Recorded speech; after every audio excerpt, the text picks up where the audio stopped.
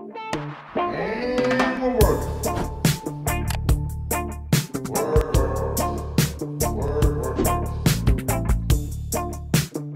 Alright, welcome back. Hope you're having a good day. We got us a schefflera plant today. You know, sometimes just before I do a video, I go on to Wikipedia and just kind of look some things up, make sure I don't say anything dumb. Kind of learned something new. I found out there's 900 varieties of schefflera. I had no idea that there's that many, but there's basically only 2 that I know of, and then some subspecies, I guess, or whatever. But the 2 that I know of are the arboricola, which is this one, and then there's a centifolia, which is the down here in Florida. They're actually invasive, pretty much outdoor. I've never known anybody to have one as a houseplant, but they get big, pretty red blooms on them, which is why some people plant them in their yards. But they get invasive roots. They'll push up your driveway, mess up your foundation, all kinds of things, and the seeds germinate everywhere. I've had a few of them pop up in my yard. I just pull them right out, as long as you get them early or whatever.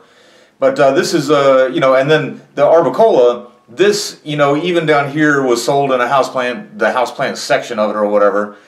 There's the Dwarf variety, which is what this is, and then usually when you're in the shrub sections, it's arboricola, but those are not dwarfs, so you don't get the nice small leaves that this one has on it and everything. I don't know if you guys can see how small those leaves are, but anyway, this is I got a plant. It was actually 3 in the same pot, and it was you know, it was a little plant from Lowe's or whatever. It was actually on clearance. I'm going to sound cheap again or whatever, but this is the middle one in the picture that I should be showing you. I really haven't taken all that many pictures along the way, just simply because, and then I'm just going to go on into the cons of trying to use it as good material for what I do. And that, like, sometimes even when you go in and you try to you know, trim out the rule breakers and everything else, sometimes it's like you look at this thing and every branch is breaking the rules, and it's really hard to control. It's hard to think about what you're going to do next. I don't know, but then, you know, the pros of it are it's bulletproof. You can do anything and it'll bounce back from it. From my understanding, if you had one of these as a houseplant up north, it can do with very little light and it'll be okay as long as you keep up with the pests. I think sometimes with just having it outside, and you know, I see wasps and the birds. I complain about the birds messing up with my trees sometimes or whatever, but I know that they also eat a lot of the pests that wind up on plants outside and everything. So, you know, that's kind of why I don't mind them. Another plus of these guys is that they get some pretty good arrow roots coming on them. This one's even got some dropping from that branch there. And the I have a bush outside, and I actually trimmed it heavily one year. I didn't take any pictures. I'll show you what the bush outside looks like or whatever. It's not, it's arboricola, but it's not dwarf. But I actually even noticed that through the winter time, when that thing gets no water at all, it'll actually start dropping roots from the very top branches. And it's a bigger pot that I'd like, but it's about the right size. I don't have any bulb pans this size, or I would have just used a plastic one, but I'm going to do the terracotta. First off, it's a little bit wider, so that I'm going to actually put the trunk a little more into the pot some, trying to make some place for these aerial roots to drop. You can see there that aerial root is actually dropping outside of the pot. So I want some of them to be able to land inside the pot. And then what I might do, and you know, I do change my mind about these things because I'm not a scientist, and sometimes it's just doing these things for my own fun and to see what happens or whatever. But I might, if it recovers before this winter, I might withhold water from it for a while and just see what happens. And plus, you know, another reason I want to pot it is just that this one, those other 2 in the pictures, they're both still alive. The one's not doing all that great.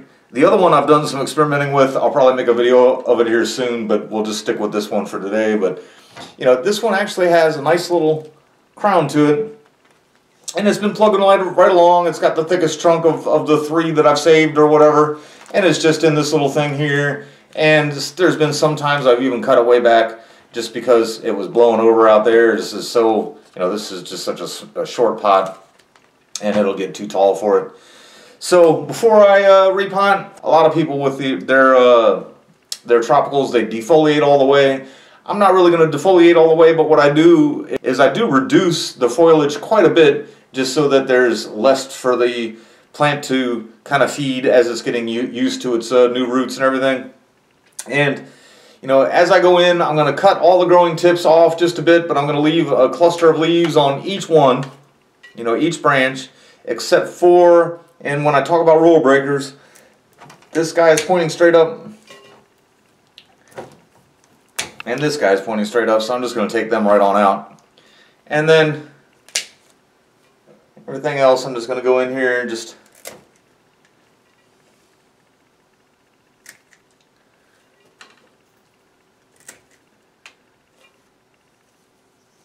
cut it back some. It'll actually even make it easier for me to repot, just less to work around and stuff. Let's see, here's one where from the last time I cut it, actually had 2 branches, so I'll leave that growing tip actually, but I cut the bigger branch off. Just that should push the new growth. And some of these lower branches actually have some growing tips on there. So growing tips is what pushes the new growth. Leaves and the growing tips signal it to grow roots, so when you do repot it, you want to grow in roots right away. I've definitely defoliated a lot of ficus when I repot them, so, and you can see a lot less foliage on there, but not completely defoliated. So I can get set up for repotting. Be right back. So let's get in here and see what we got. Lots of little fertilizer balls. Well, I guess I didn't even notice that. Had a little aerial root in the side of the pot. I don't know how I missed that thing.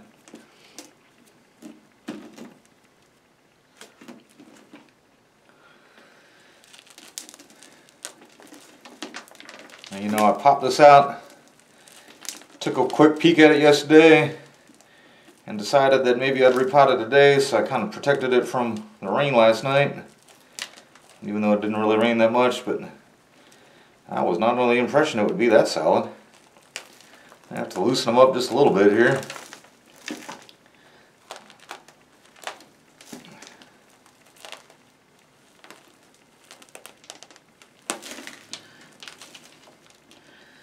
Let's see, there's that one root, the aerial root that kind of took place there. Some trees I'm getting to not like them all that much, but on schefflera, since I'm just kind of using these to experiment a little bit with and everything, I'm definitely going to leave it. We'll try to trim it up and try to place it a little bit better when I get it in its new home here.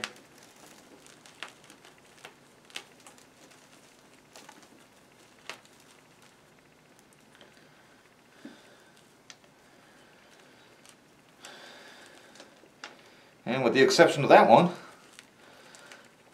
actually all pretty solid. They're all pretty much behaving. One kind of, I guess, what you could call a taproot down there. I'll cut that off. I'll trim this one too. I'm going to keep it because I'm actually going to, like I said, do my little experiment over the winter and see how many aerial roots I can get going on it.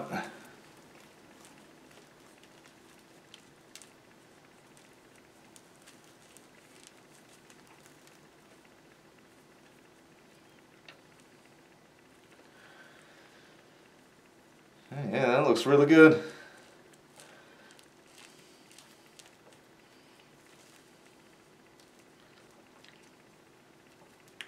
It's a rough beginning, but it turned out even better than I thought it would.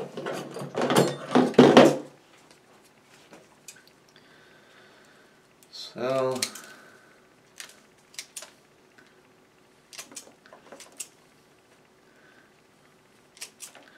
definitely that was where it was curved into the pot there, so I just kind of want to do that. I'll leave it, but I don't want to keep the curve there where it was curved into the pot.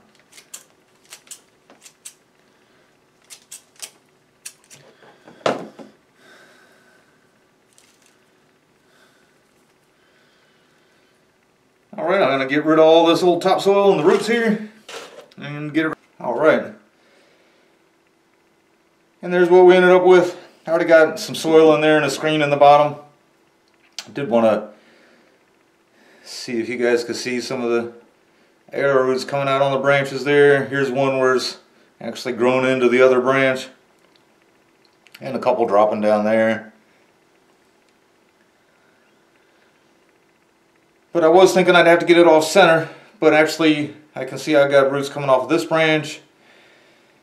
And there's a couple coming off this one. You can't really see them because they're actually growing up.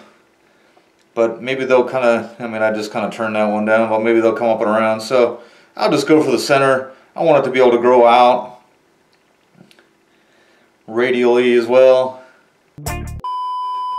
And so, take quite a bit of soil in here.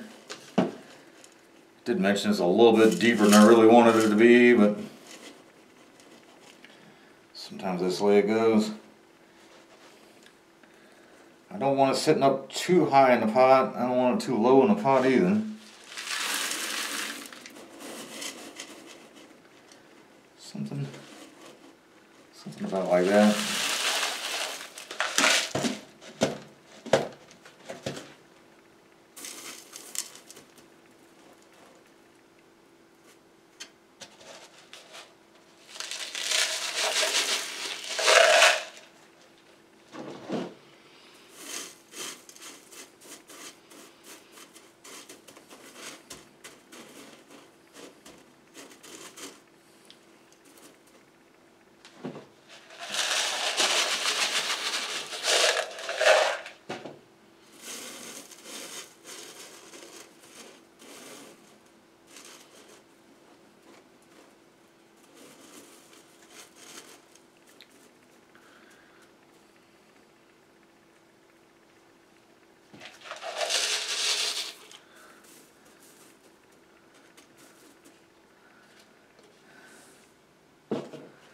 And there we go.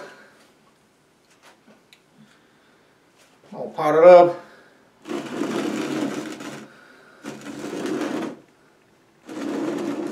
See that aerial root that it was on there.